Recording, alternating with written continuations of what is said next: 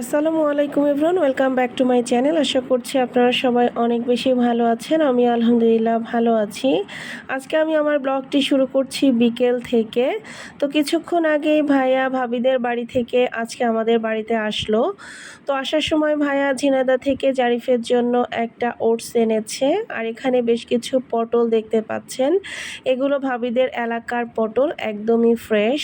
আর এদিকে আজকে যেহেতু হাটবার ছিল, তাই আব্বা এখানে কিছু মাছ কিনে পাঠিয়েছে। তো আজকে আসলে বাজার পাঠাতে একটু দেরি হয়ে গিয়েছে। তো বাজারটায় আমি দেখছিলাম, এখানে 3টা ইলিশ মাছ পাঠিয়েছে, একটা রুই মাছ আর একটা কাতল মাছ। আর এখানে আসার সময় ভাইয়া মিনি সিঙ্গারা এনেছে। এটা নাকি ঝিনাইদহের স্বর্ণপট্টির ওখানেই বিক্রি করে। তো সিঙ্গারাটা খেতে অনেক মজা ছিল। আর আজকে সন্ধ্যার নাস্তার জন্য এখানে আমি একটু লাচ্ছা সেমাই রান্না করে নিচ্ছিলাম। একদম খাঁটি গরুর দুধের সেমাইয়ের টেস্টই কিন্তু আলাদা, অনেক মজা হয়েছিল খেতে মাশাআল্লাহ। আর এটা হচ্ছে গিয়ে তারপরের দিন ভোরবেলা। আজকে ভোরে আমি আর ভাইয়া দুজনে যাচ্ছিলাম মাছ কিনতে, যেহেতু গতকাল আব্বার সাথে গিয়ে মাছ পাইনি। তো আজকে আরও সকাল সকাল আমরা বের হয়েছিলাম। আর গতকালকে আব্বার সাথে আমি যে পর্যন্ত এসেছিলাম, সেখান থেকে আমরা আরও অনেক দূরে এসেছি আজকে। তো আজকে আমরা এখানে এসে ফাইনালি মাছ পেয়েছিলাম, এবং সবার প্রথমে আমরা এই মাছগুলো পেয়েছিলাম।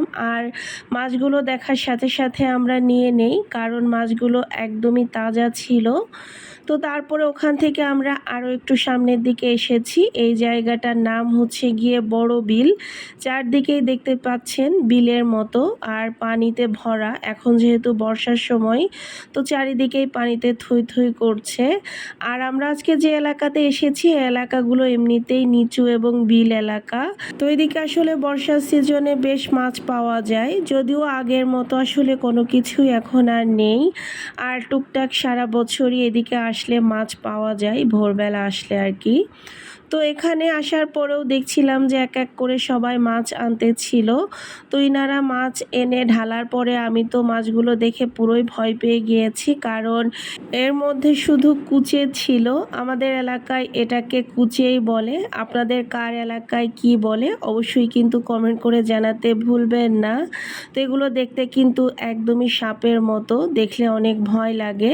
তবে এই কুচে মাছটা কিন্তু অনেকেই খায়, তবে কারা খায় আমি ঠিক বলতে পারবো না। তো ওখান থেকে আমরা আরও কিছু মাছ নিয়ে নিয়েছিলাম। মোটামুটি আমরা আজকে 4-5 জায়গা থেকে মাছ কিনেছিলাম, অল্প অল্প করে আর কি।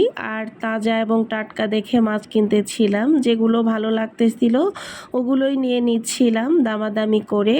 আর এখানে মোটামুটি মাছের থেকে ক্রেতার সংখ্যা বেশিই থাকে, এর আগেও আমি আপনাদেরকে বলেছি। তারপরও মাছ থাকলে দামাদামি করে আসলে কেনা যায়, দাম একটু বাড়িয়ে দিলেই ওনারা মাছ দিয়ে দেয় আসলে। আর আসলে গতদিন আব্বার সাথে যে আমি গিয়েছিলাম, ওখানে কোনো মাছই ছিল না, তো কিনবো আর কি। তো আজকে মাশাল্লাহ দিলে আমরা মোটামুটি বেশ কিছু মাছ কিনেছি। আসলে মাছ তো আরও কিনতে ইচ্ছা করতেছিল, তবে এই মাছগুলো কে কাটবে সেই ভয়ে আর কেনা হয়নি বেশি। তো মোটামুটি এখানে প্রায় 5 কেজির মতো মাছ কিনেছিলাম। তো এখানে কিন্তু এই মাছগুলো 5 মিশালি মাছ, এবং মাঠের এই মাছগুলো খেতে কিন্তু অনেক মজা। যারা খেয়েছেন তারা তো অবশ্যই জানেন। বিশেষ করে আমরা সবাই অনেক বেশি পছন্দ করি মাঠের এই টাটকা মাছগুলো। তবে ঢাকায় থাকার কারণে আমার আসলে অনেক দিন ধরেই এই মাছগুলো খাওয়া হয় না। তো বাড়িতে আসলে চেষ্টা করি মাঠের এই টাটকা মাছগুলো খাওয়ার। তো এই জন্যই মূলত আব্বার সাথে এবং ভাইয়ের সাথে গিয়েছিলাম। তো আজকে ফাইনালি মাছ পেয়ে অনেক আনন্দ লাগতেছিল। তো এখানে মাছগুলো আনার পরে মা আর ভাইয়া মাছগুলো বাছাই করতেছিল, কারণ এখানে যেহেতু বিভিন্ন ধরনের মাছ, তো সেগুলোকেই আলাদা আলাদা করতেছিল। তো এগুলো আলাদা করা হয়ে গেলে আমি কাপড় চেঞ্জ করে এসে কাটতে বসেছিলাম। তো আজকে আসলে মাছ কাটার মতো বাড়িতে কেউই ছিল না। ওইদিকে সালমা ভাবিরা পাট উঠেছে, ওগুলো নিয়েই ব্যস্ত, খুব একটা সময় দিতে পারতেছে না।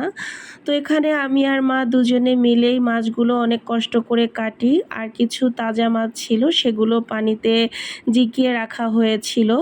তো মাছগুলো কাটার পরে সবগুলো মাছ মা ধুয়েছে, তো কিছু মাছ ফ্রিজেও রাখা হয়েছে। আর এখানে আমি আজকে কিছু টাটকা মাছ রান্না করে নিচ্ছিলাম। তো সবার প্রথমে এখানে কই মাছ আর শিং মাছ আমি একটু কষিয়ে রান্না করে নিচ্ছিলাম। তো মাঠের এই মাছগুলো কষিয়ে এভাবে রান্না করলে কিন্তু দারুণ লাগে, আর সত্যি খেতে অসাধারণ হয়েছিল। আর এখানে আলু, পটল আর ধুন্দল দিয়ে পাঁচমিশালি কিছু মাছ চচ্চড়ি করে নিচ্ছিলাম। তো এই তরকারিটাও অনেক মজা হয়েছিল। আপনাদের কাছে মাঠের এরকম পাঁচমিশালি মাছ খেতে কেমন লাগে অবশ্যই কিন্তু কমেন্ট করে জানাবেন। আর এদিকে মাছগুলো কাটতে ধুইতে মোটামুটি ভালোই সময় লেগে যায়। তো এদিকে দুপুরের রান্না করতে করতেও একটু দেরি হয়ে যায়, তাই এখানে মা খুবই তাড়াতাড়ি ভাইয়ার জন্য ভাত তরকারি বাড়তেছিল, এগুলো দোকানে পাঠাবে। অনেক দিন পরে তৃপ্তি করে দুপুরের খাবার খেলাম আলহামদুলিল্লাহ। তো আপনাদের কাছে ভিডিওটি কেমন লেগেছে অবশ্যই জানাবেন। সবাই ভালো থাকবেন। আল্লাহ হাফেজ।